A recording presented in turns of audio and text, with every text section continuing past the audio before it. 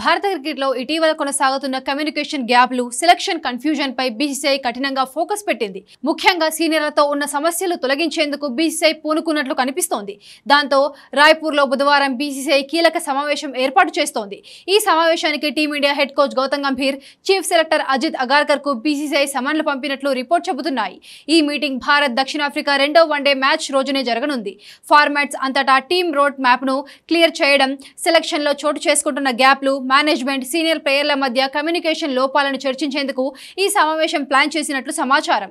ఒక senior BCCI అధికారి మాట్లాడుతూ, ఇటీవల జరిగిన హోమ్ టెస్ట్ సిరీస్ లో తీసుకున్న తికమక నిర్ణయాలు బోర్డులో ఆందోళన కలిగించాయని తెలిపారు. సెలెక్టర్లు, టీమ్ మేనేజ్మెంట్ మధ్య అన్ని క్లియర్ గా ఉండాలని, 8 నెలల తర్వాత టెస్ట్ సిరీస్ ఉందని, అప్పటికి స్పష్టమైన ప్లాన్ ఉండాలన్నారు. ఈ మీటింగ్ టెస్ట్ క్రికెట్ వరకే పరిమితం కాదని రిపోర్ట్ చెబుతోంది.